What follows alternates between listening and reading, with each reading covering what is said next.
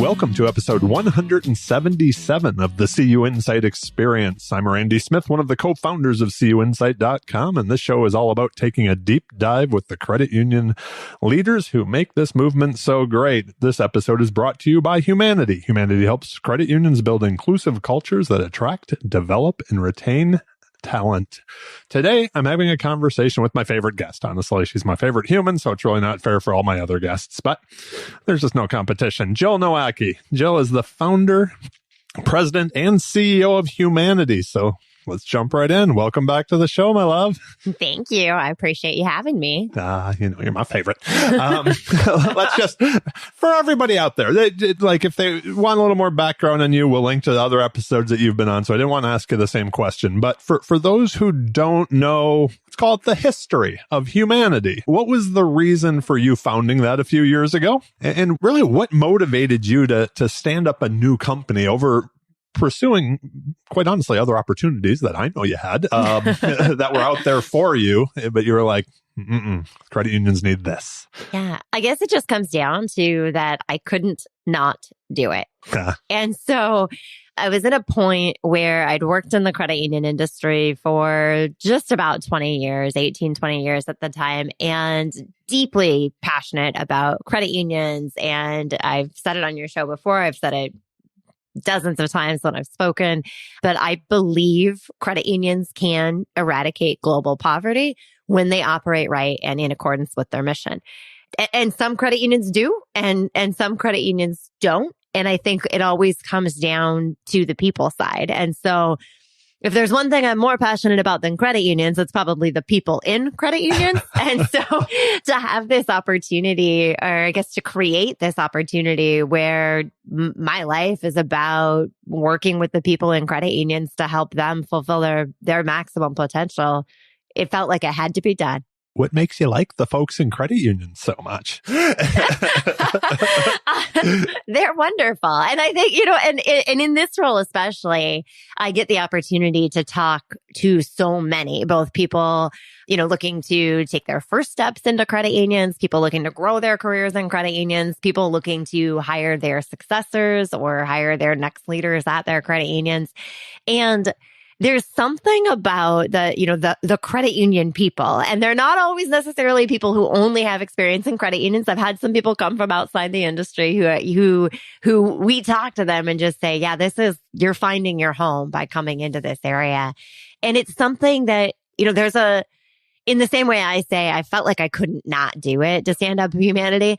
There are sometimes when you have those conversations with people and you can just say, oh, you can't not run a credit union, work at a credit union. You can't not care about the well-being of others. And specifically, I think what's different about credit union people than nurses or something else is that I think we all have this ability to we don't identify. Like blood. No, with your examples, I don't know. We don't like gross things. And but we seem to have identified that there's this path, there is this link between financial well-being and overall well-being. There's all that, money can't buy happiness and stuff. But I think we in this industry know that financial stability is key to well-being. It can sure reduce the stress level. Yeah. That's for sure. Right.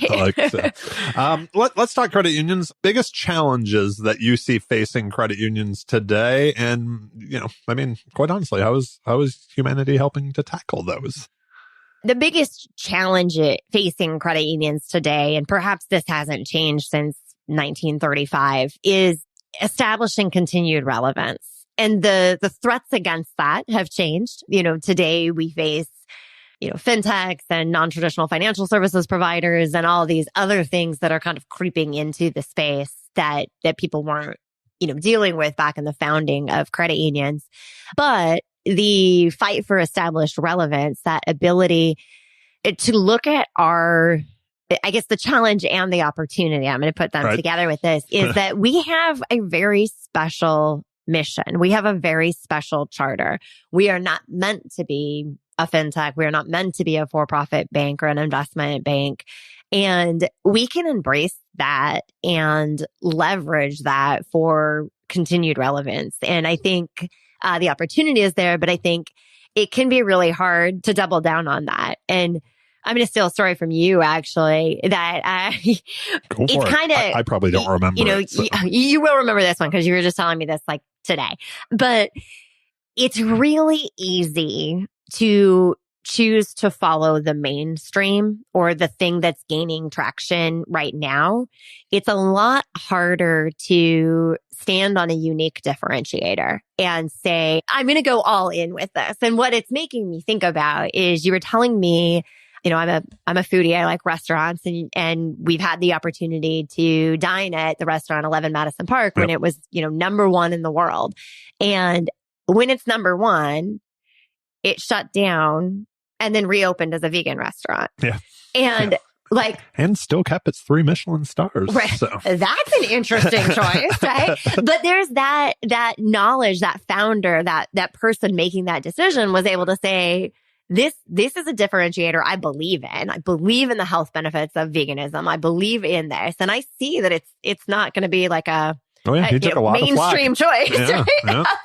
And I'm not saying, we're these Michelin starred restaurants going out to do that, but for a credit union to be able to say, no, we are a financial cooperative that's there for the financial well-being of our members. And we're going to double down on that in the face of it maybe not being the trendiest or the most popular or the fastest momentum right now. I think that's our challenge and our opportunity. Yep. I couldn't agree with you more. If anybody's looking for an interesting documentary, it's on Netflix now called You Are What You Eat. We had a red-eye flight home. I couldn't fall asleep. Ended up watching all of them overnight. So Jill got to hear all about it this morning. A twofold question here for you. Just take the first part of this and then I'll follow up afterwards. But what has you most excited inside Humanidei? Something that you're working on for credit unions, you and your team are, putting out there into the world. Mm-hmm. I'm going to find a way to make this a 2-part answer right good. now. All right.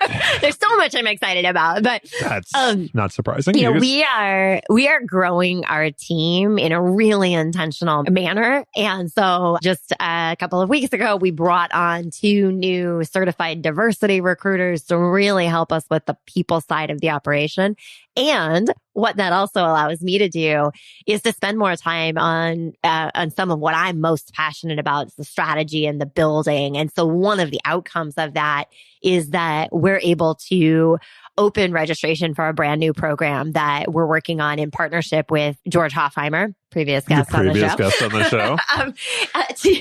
And who else are you working on that with? Tracy. Oh, Tracy Kenyon, but we at Humanidei.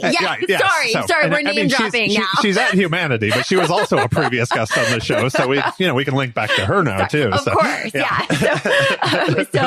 So we're building out this program that really we've spent some time thinking and talking about, like, what do the best CEOs know and do differently here in our credit union space, and where are some gaps in how they're developing those traits and moving that forward so that we can bring together a small group, a curated cohort of individuals who are aspiring to be the best possible CEOs out there and work with them over the course of 2 years. So we've just opened registration for that program and are really getting some good traction on that. And I'm super excited about some of the differentiators we're adding to that and how that's going to roll out, and some of the partners who want to be part of helping us build that too. That's pretty cool. You'll have to send us over a link or information that we can put in the show notes for that, because I am sure that's going to be popular. Kind of as a follow-up to that, what has you excited as you look out at our credit union movement nationally? Well, Randy, the people. The people. Back to the people. So, I'm hopeful. I think, and I know from our personal conversations, this isn't your favorite thing to hear people say, but, we've had a tough few years, and I just have to believe we're at a precipice right now that, like, we're done with that. And we're like, people are ready to move forward, to turn the page, to be enthusiastic. And frankly, this is, as maybe blunt or as potentially harsh as this sounds, those people who aren't feeling the optimism, who aren't feeling like things are gonna turn around, they're retiring. They're moving. They're done. I've heard many folks say, you know what, this just isn't fun anymore. I just don't want to do it. And I can respect that. 40 years, 50 years, it's a long time to work in the same industry. And you've seen a lot during that. But what I have the opportunity to see every day is these people who are saying, this is still a great industry. This is still a great opportunity. And I want to make my impact and I want to do something about it. And so I think we're going to see this rejuvenated energy, some of it coming from new people moving into roles, but some of it just coming from, I mean, you and I have been in the industry for decades too. Like some of it from being people like us who've been around a long time, just being like, yeah, we're over the negativity. And this is like, the sky didn't fall as much as we've heard in the last several years that this is going to be the end. This is going to be the end. It hasn't. We're still here. Many of our credit unions are still strong and thriving. Many of our, we're a good industry. We're a relevant industry. Our membership is still growing. And I think that energy is going to come back and from the people. And so, so that has me, I'm excited about that. I'm excited that I still have, a couple decades left to be part of, to be his face right now, y'all, to be part of seeing what the next iteration looks like. And I think we're on the verge of that next iteration. Yeah, no, I couldn't agree with you more. And I'll stand on my soapbox a bit here too, because I just know personally, like at CUInsight, I've never been more excited about the stuff that we have coming and what we're working on, and like what Lauren and her team are doing, and I get to just be a nice little advisor on the wall that does a podcast, but it's so exciting. And conversations that I've had with others and things like that, where you said, if like that idea of, man, if you don't like what you're doing, find something you do. If it doesn't light you up, if it doesn't make you feel alive, there's got to be something out there that does, right? And I know there's a heck of a lot of people out in credit unions that are very enthusiastic and excited. I think back to the last episode with our friend Chuck was on, obviously, and like how excited he was for the future of this PSCU co-op merger and what they can do to help credit unions. There's just so much excitement out there right now. So that's it. I love that you just acknowledge that merger. And of course, there's also the CUNA-NAFCU, America's Credit Unions merger. It's an interesting thing because I think there are a lot of people that are looking at this consolidation and saying, look, these are signs of the end of times here. But because we're consolidating, the industry shrinking, but then you talk to someone like Chuck or you hear someone like Jim Nussle speak about it, and even Dan Berger, when he talked about the need for it, right? Or Brian Scholes. I was going to say, if we're just name dropping podcasts, Brian Scholes. They've all been on the podcast.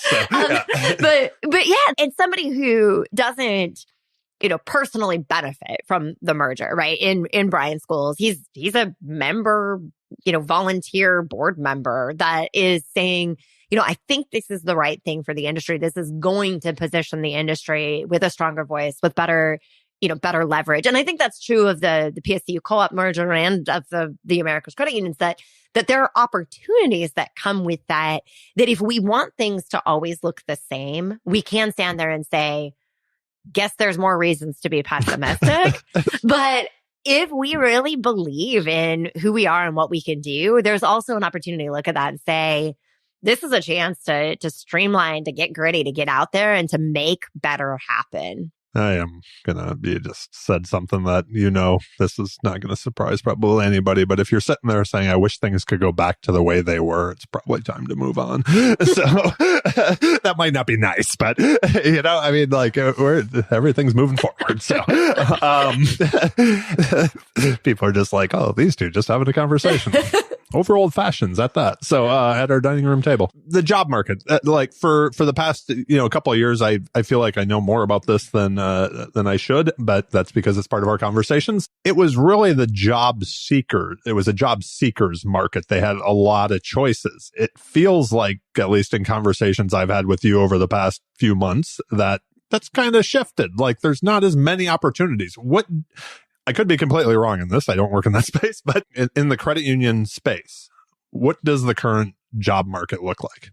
Yeah, it's interesting because I can absolutely see why you would say that. And it's it's half true in that it doesn't really feel to me as much like it is a job seekers market anymore. We have jobs posted and we're getting many, many applicants for these jobs right now, but it's not a situation of, there only being 3 or 4 jobs and everybody's trying to. There's still a lot of jobs. There's more jobs now that I'm seeing out there. And I think we've seen, not just in the credit union industry, but in the US, there is job growth. So Excellent. it's not a situation of, a group of people fighting for a scarcer number of jobs, but it feels like maybe job seekers have gotten back to a place where they're willing to make some moves. And to me, that's a real sign of optimism. When people are afraid that things are going to go bad, they don't want to make major life changes. When people are like, yeah, things are probably going to work out okay, they're willing to start looking at new opportunities. They're willing to start considering making moves, trying out something new. And I think that's the confidence we're seeing is that it feels to me like more people are saying, I might be interested in making a change. And the beautiful thing about the situation right now is it also feels to me like the jobs are there for people to make the changes too. And I mean, obviously, if there's 100 applicants for one job, still only one person getting it. So I got to say no to 99 people. And that's terrible. Nah, but that sounds horrible.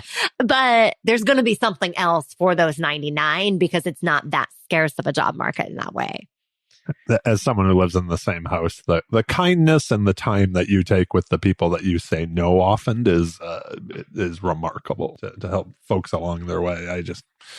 That's something I'm like, that's nice. I don't have that. I'm a different person. Can't we text? No. So anyways, this was a question though that I was thinking of. Like you talk about that optimism that people have out there, and I asked the question on the podcast, and I've asked it to you before about like that greatest investment that you've made in your career, the old Warren Buffett, Dale Carnegie analogy. And knowing that I've asked you that before, I kind of wanted to flip that around since you work with so many folks that are looking for new opportunities. If somebody is sitting out there today and they're like, I want to make an investment in my career so that I can push it forward. Maybe I can get that C-suite position or that CEO position. What's a good investment for people to make today, or a few of them? I mean, it's probably executive coaching with Tracy at Humanidei, right? I would think that was probably it. Yeah. No, I mean, if you could have Tracy Kenyon show you the way. I mean, come on. No, I mean, clearly I believe in the value of one-on-one, hyper-customized executive coaching. That's why we've expanded that business line so much. It's not the only way, but I think it's an important way. And particularly the approach that we take, and maybe all executive coaches do this, but we spend a lot of time on self-awareness. And there are other ways to get self-awareness. If you're, depending on where you are in life, maybe meditation, maybe actual therapy and journaling, coaching. But if stoicism, there's so many. The number of people who will say, gosh, I'm looking for my next step and I just can't figure out why I can't get it.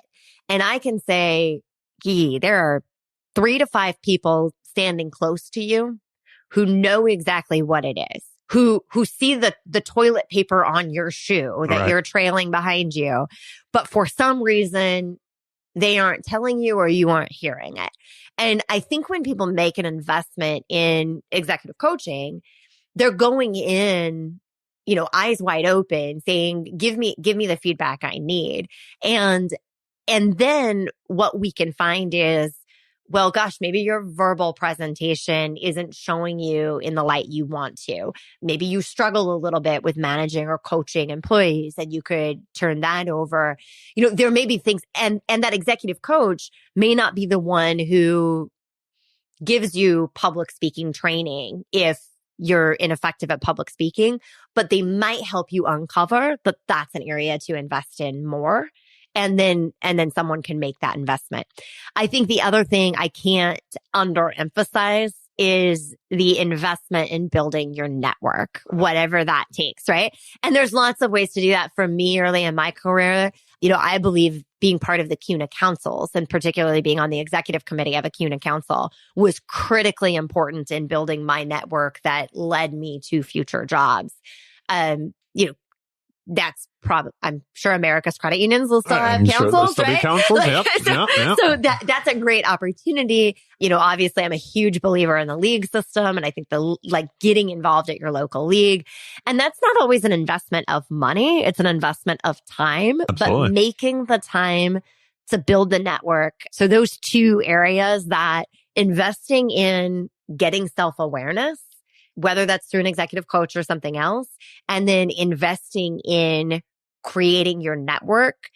You're not just going to have doors open for future opportunities when you build that network, but you're also going to learn from those people in your network too. I think this sounds like a broken record, but when you were saying that, it's like, and I'm showing my age now just because of the players I'm mentioning, right? But like, Michael Jordan could beat Phil Jackson in basketball, but he still needed a coach. Tiger Woods needed Butch Harmon. He still needed a coach, even though he could beat him in golf, right? Like that outside look. And yeah, I'm a huge fan. I know CUInsight wouldn't be where it was today if it wasn't for networking and the people I met at the very first GAC I went to. That's beautiful advice. I couldn't agree more on that. A question about leadership teams. You work with a lot of, obviously, CEOs and leadership teams. You also work with a lot of boards who are maybe placing the next CEO to lead that leadership team. Are there certain characteristics that we should be looking for in leaders? Kind of like when we're looking at adding to our team, what should play into that decision-making process? Emotional intelligence. Oh. And that's true of any position you're adding. We obviously do DEI consulting, and it's in the name. And we taught, and part of the, I mentioned we have 2 new certified diversity recruiters on our team right now. So 4 of our recruiters, our recruiting team, plus our staff that backs up our recruiting team, they're all certified diversity recruiters. And as so often happens, and I think there's a rise in pushback on diversity, equity, and inclusion these days. But a common statement when we say, we're going to build you out a diverse candidate pool as part of our search process, sometimes people will say, oh, I don't care about all that. I just want to make sure I get the best candidate. And part of what we need to be looking for in that is, okay, but how is this person going to complement and integrate with the team as well? So you might have a brilliant technology person or a absolute genius in investing in finance. But if you don't get the connective tissue between them and the rest of the organization, it doesn't matter. You can't it's not going to carry the organization forward strategically. And so having a leader with enough emotional intelligence to be able to understand how to work across the organization, how to take what they know and help bring others into it and help make it work, to have the ability to communicate with people who are different from them, who are, to extend empathy to someone who's different, to understand that. But then also with part of that, having the emotional intelligence to be able to say, I need to bring in people who think a little different than me, who have a little different background than me, because only then do we really succeed in serving the vast diversity of key stakeholders we have, because only then can we understand really where other people are coming from. So diversity doesn't do much if you don't have the emotional intelligence and the empathy there to be able to connect with other people too. And so I think that's the number one trait, is looking for leaders who are bringing in emotional intelligence, so that as you work to leverage the unique backgrounds, the diverse perspectives of it, that connection can actually happen in a meaningful way. Total rabbit hole question, but how do you figure that out in an interview? Behavioral based interviewing. That sounds perfect, but yeah, we use an assessment as well. So we do. I mean, there are questions you can ask that are really specific that have to do with, how did you manage a situation when something went wrong? How did you manage a situation when you knew the right thing and somebody else disagreed with you? Kind of getting to the heart of some of those elements. Tell me about a time when you tried to move something forward and it failed. How did you respond to that? And then we also use a tool, I know you're familiar with it, called the Harrison Assessment. And the Harrison Assessment actually has an entire module on competencies tied to emotional intelligence, where we can measure and evaluate and then go back and say, hey, emotional intelligence is comprised of these 10 different competencies, and here's where you shine, and here's where you actually maybe need a little bit of development opportunity with that. I think that assessment's been so good for CUInsight. I mean, just knowing how we all interact together, it's been a beautiful thing. Another rabbit hole. So this idea, like what you just said about like using an assessment, asking the right questions, doing all of that, what do you do if like you notice maybe it's a new CEO who was placed, maybe it's as you're working with an existing CEO who's like, this works, but there's somebody on that tight-knit team that just doesn't fit it. They're the one that's always pushing back. That's like they don't have that emotional intelligence, but you, whether you hired them or you inherited them, how do you deal with that? I am a firm believer that the first thing we do is try to bring others along. So, the world has changed around people, and we need to give them the tools to help them keep up. And so the first step is, maybe that is an opportunity to invest in some coaching. I had to pause there for a second. And I'm like, can I say this? Can I say this with authority? I think I can say this with authority. Like, I've never met someone who's like waking up in the morning and being like, what I'd like to do is ruin some relationships and ruin some people's day to day. And so like nobody sets out to be misunderstood, right? Nobody sets out to, I believe your face is telling me you've met some people who I haven't met maybe in this situation, but No. My face was making the face but we've all dealt with people that we think that our perception of them is, frankly, right? Is like, that might be our own perception. We've all been the people who people think that of too, that's probably true. Right? Yep. And that's I talk often about, we judge ourselves by our intentions, but others by their actions. Yeah. And if you don't know what I mean by that, think about the last time you were driving and somebody cut you off in traffic. And it's like, well, that person's a horrible human being with no moral code. But if you're the one who cut someone else off in traffic, you have something really important to get to. You didn't mean to do it. It was a mistake. Hey, here's my friendly wave. Sorry. Right. And it's like, because you know that you didn't set out to ruin that person's day, but their day might have been ruined because of what you did. So back to this idea of like, we've got somebody, the whole team's moving in this direction and this person's like the stick in the mud, sitting there kind of holding everybody back. Step one is pull them aside and have that heart to heart. Do they know the impact they're having? Do they see that they're kind of rowing left while everyone else is rowing right? Like, do they notice that?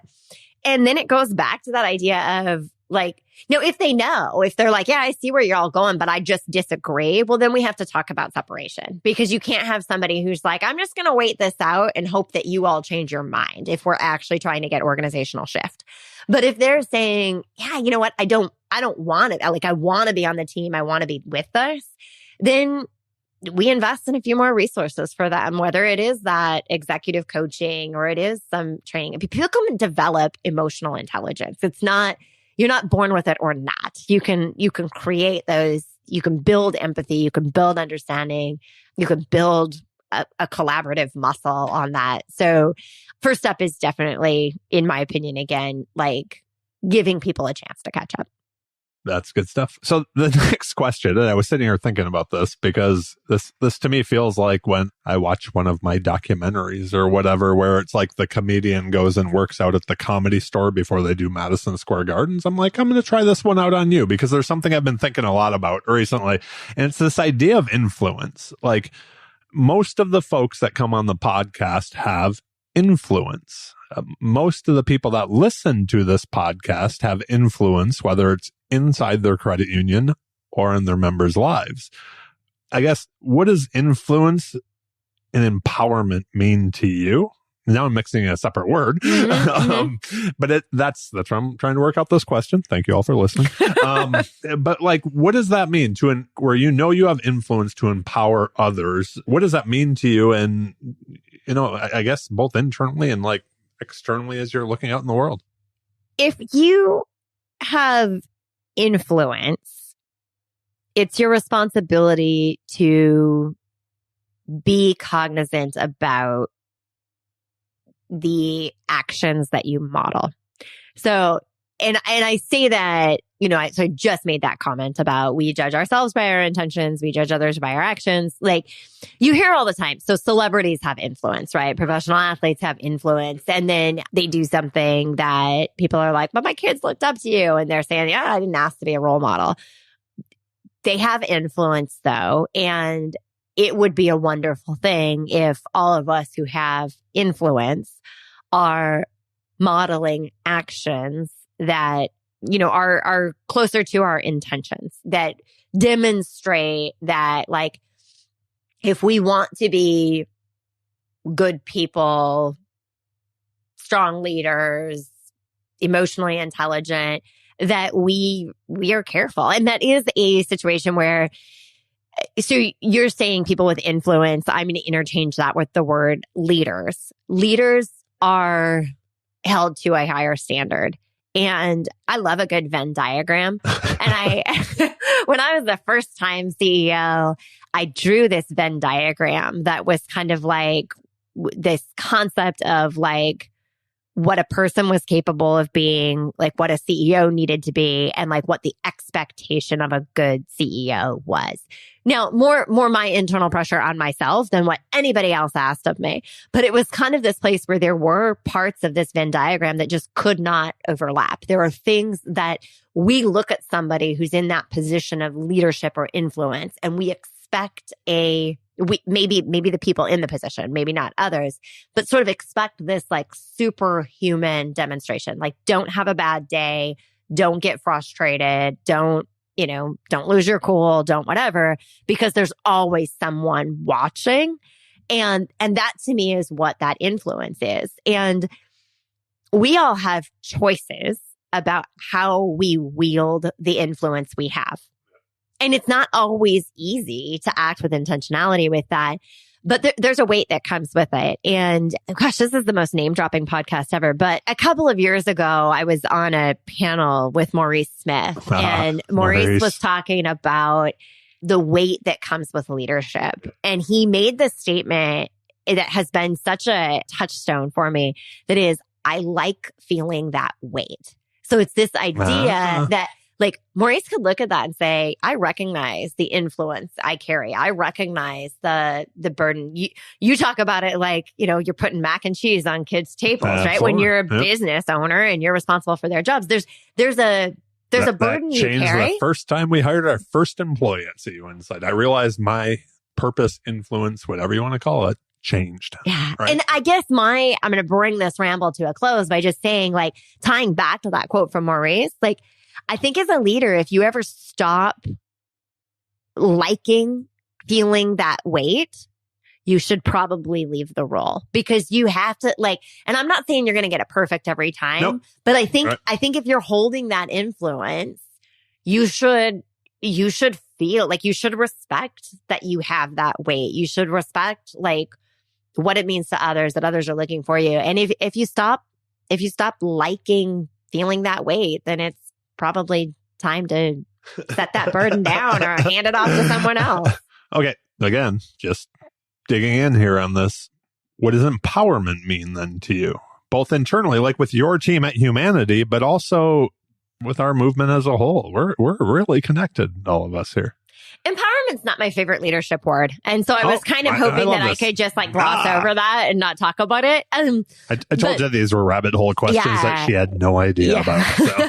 And the reason why I'm not crazy about empowerment is because I think that sometimes, and they shouldn't be, but I think sometimes there's this idea of like, I can empower you or you can take initiative.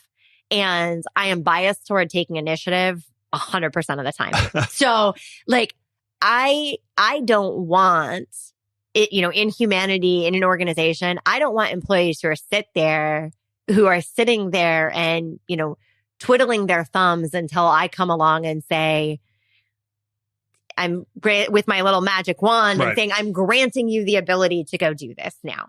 I want employees who are coming to me and saying, Jill, I had this great idea. What if I XYZ. And I'm like, super. And they didn't wait for me to bestow this power upon them.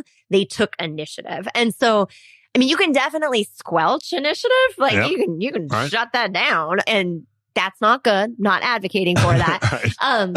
But I think it's kind of a matter of who holds the power. And I love to work. I love careers. And so this concept of like, I want to see people at all levels who are like grabbing that initiative and running forward with it. And so, empowerment just doesn't jazz me up that way. I love it. All right. I say that question for the end for all of you listening, because like I said, I was working, but I was just nodding my head and smiling because there's questions in there for future guests, and Jill just rocked that. I love her. Anyways, before I think that's the jet lag talking. Right. Yeah. A little bit tired. But before we move on to the rapid fire questions, is there anything else that you were hoping we were going to talk about today that I didn't bring up that you'd like to talk about? Oh, goodness, no. I usually see the questions in advance to really kind of formulate things through it. And this is really the fun and off the cuff podcast here. So I came in with no expectations, and therefore I cannot be disappointed. So Beautiful. All right. So we're still going to have some fun with the rapid fire questions, even though Jill's been on the show a bunch, because it wouldn't be the CUInsight Experience without them. First question. And your answers, as always, don't have to be rapid. Me asking the questions are. Have you decided on your word for 2020-24? Yes, it's going to be wholehearted. Beautiful. When was the last time you were amazed? I know I've asked you this before, but either personally or professionally. Oh, well, it changes every time though, right? It'd be sad if I had the same answer. The last time I was amazed was more than 2 years ago. No, so we just got back from Japan, hence the jet lag. And it was, I mean, the whole experience was amazing. I'm such a mom on this one, but, we took, for the guests listening, Randy knows this full well, but we took Crosby, our 12-year-old, with us on this venture. And I'm amazed by, how different it is traveling with him today than it was, 5 years ago when we spent a summer in Spain together. And I loved traveling with him then too. Like, it was fun to see him experience that world through his eyes and something different. But to have him, as this preteen tween wandering Japan and like actually being cool to hang out with, like, that's amazing. And specifically, I guess the moment that maybe is the memory to carry with is that, we're walking through this bamboo grove, which like our 12-year-old boys who spend most of their time on Fortnite going to think that the nature walk through the bamboo is intriguing, and kept on lagging behind. And sometimes that's a matter of his pace. But in this case, it wasn't. It was a matter of him being like super intrigued by like the photos he could take. And so, and I think probably every parent does it, and it's maybe like almost cliche, but like being amazed by our children's growth and maturity and like watching them turn into like pretty cool humans. That's amazing. That was pretty cool. Is there anything you're working on about yourself in 2024? What's taking up that personal growth space? Well, this is a conveniently timed question because I spent some time on this morning. So 2 things that I'm hoping to be able to look back on 2024 and say, I did a good job with that. 3 things. So the third thing is that I'm going to be very intentional about being active. We have some fun plans coming up during the year that being, at our best health is going to be good for that. But, winter in New England, it's easy to sort of lose sight of that. And so really starting the year with intentional focus on getting in my active minutes and getting outside and enjoying that is a week critical. in the Dolomites. Yeah. We got to be ready. So that's kind of I got to do that. Third one. The second one is I've been working Duolingo for Spanish for a number of years now. I'm feeling like I'm starting to get some concepts down to a point where, I'm feeling sort of conversationally adept. I'd like at the end of 2024 to be able to look back and be like, oh, look, I can carry on conversations in Spanish when we go to other countries. So, that You got me cold medicine in a Spanish-speaking country, so I'm already proud of you. There's a difference between charades and fluency, and I'll just leave it at that. And then the final one, kind of the biggest one, is that, I looked back on 2023, and there was so much that was good that I felt like really rocked in 2023. But the one thing I would say was, ooh, that wasn't me, and that didn't feel right, was that I did not write as much in 2023. I didn't write. You're my favorite writer. CUInsight. I didn't write for myself. I just didn't write as much. And so I'm going to be more intentional about my writing in 2024. And that's probably, I just sort of did those in reverse order, kind of Miss America style on the third runner up. But the top thing is writing, and the subordinate thing is Spanish, and then table stakes is being active. There's a prompt inside our kitchen cupboard that I put there years ago about you writing. So, what's something most people don't know about you, or might surprise them? I'm hilarious. I just had to ask that because somebody asked you that on a different podcast. I knew your answer. But I didn't say it, right? So I regretted that I didn't say that. I'm very funny, but I think that people are sometimes surprised by how hilarious I indeed am. You do. You do often crack yourself up, which continues to crack me up. So I always ask, what's the piece of advice, the best piece of advice somebody's given you, and who gave that to you? I'm going to flip that around, though. What's the best piece of advice you give others? Jeez. We're old enough now. People ask us for advice. I give so much advice. Some of it I hope is good. You know what? I'll say this. So I'm not sure if we're public with the announcement yet or not, but it's been out in a couple of places. So I won't drop the person's name, but you can get him on a podcast later, and he'll do a callback for it. But we recently placed the new president at the company Synergent, and I was talking to the person who was successful in securing the offer, and he said to me that, as we were talking, and one of the things that I think is really important, and I will work with every candidate who's in front of a board to do this, is to tell them what they need to know to present their best selves in front of a board. And so I may have 3 different candidates that I'm presenting to the same board, and I'll give each of them different advice that's customized and tailored for them. And this particular candidate told me after he was successful in securing the offer that, there were specific pieces of advice that I gave him, and he went to another mentor during that process. And she said to them, whatever your recruiter tells you, make sure you actually do that. And so, and the reason I say that is because I can't tell you how many times. So thrilled in this case that particular candidate did and did put his best self forward in that. But I can't tell you how many times there's really simple advice that we give as recruiters, like, hey, maybe change the salutation from your cover letter from Dear Sirs in 2024 to something a little more inclusive. And they say, no, thank you. This has always worked. And then they don't get the next job. And it's like, why? Like, I'm here for you. Like, I'm here for that. So what I would say is that having gone into this role where I'm sometimes working with candidates and recruiters, I give a lot of advice. Frankly, I think it's all really good advice. And I would say the evidence that suggested is that oftentimes when candidates take that advice, they actually are in fact successful. So listen to your recruiter would be the best advice that should be given, probably. There you go. Google Maps, Apple Maps, or a paper map? Now you're just making fun of me. Yeah, a little bit. It's a paper map, y'all. It's a paper map. Your Wi-Fi goes down, that paper map still works. So I'm tweaking a question that we were having dinner with NCUA Chairman Harper when he said this should be on the podcast. And I've asked you it before. So I'm tweaking it because I've already asked you it. Who is the last actor that someone said you looked like? Oh, well, so when we were in Japan, first of all, she told me I looked like Kate Blanchett. Yeah, and then she was like, the one from Titanic. And I was like, I don't think that's Kate Blanchett. I think it's Kate Winslet in Titanic. Yeah. But I actually don't know my Kates. And so that was the one. Like, so I guess that's you. Yeah. That was amazing. That was our Our tour guide walking around Kyoto that did that. So it made me laugh. Anyways, what are you currently reading? Everybody loves your book picks every time you're on the show. Is there something that you think people should be checking out right now or that's got your interest? Yep. Currently reading Adam Grant's Hidden Potential. Love it. Think everyone should read it. Yep. Yeah. What does the word success mean to you? Fulfillment. So, and that comes in so many different ways, right? Yep. So, absolutely.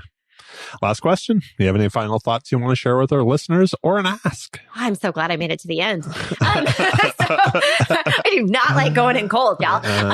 So final thoughts or an ask, same thing. Like, be optimistic. Like, let's believe in what we have here in this system. Let's believe in what we can accomplish.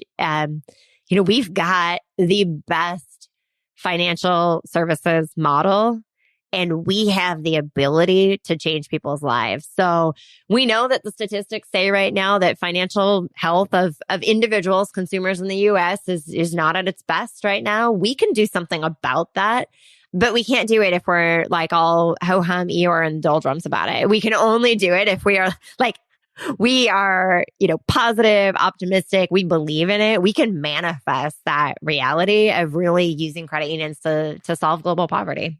Well, that right there is the perfect way to wrap up the show. Thank you so much for being here again with me and answering all my questions that you didn't know were coming. I appreciate it so much. If people have additional questions of you, what's the best way for them to find you? LinkedIn, email, what's your poison? Email. If they message me on LinkedIn, I'll just tell them to email me. So email. We will link to that as well. And everything else we talked about in the show notes today. Thank you so much for being here, my love. Until the next time. Before we go, check out our sponsor, Humanidei, Jill's company, and see what Jill and her team have going on in the show notes or at humanidei.com. Also subscribe to the CUInsight Experience on your favorite podcast player. We are on them all. I would appreciate that. And if you're looking for a book mentioned on the show like Adam Grant's or any of our past guests, a quick Google of the CUInsight Experience podcast book list, a lot of words, and your next read is on its way from Amazon. Last but certainly not least, I want to thank all of you for listening. Y'all rock. I appreciate each and every one of you so much. Be well, friends, and make this a good year.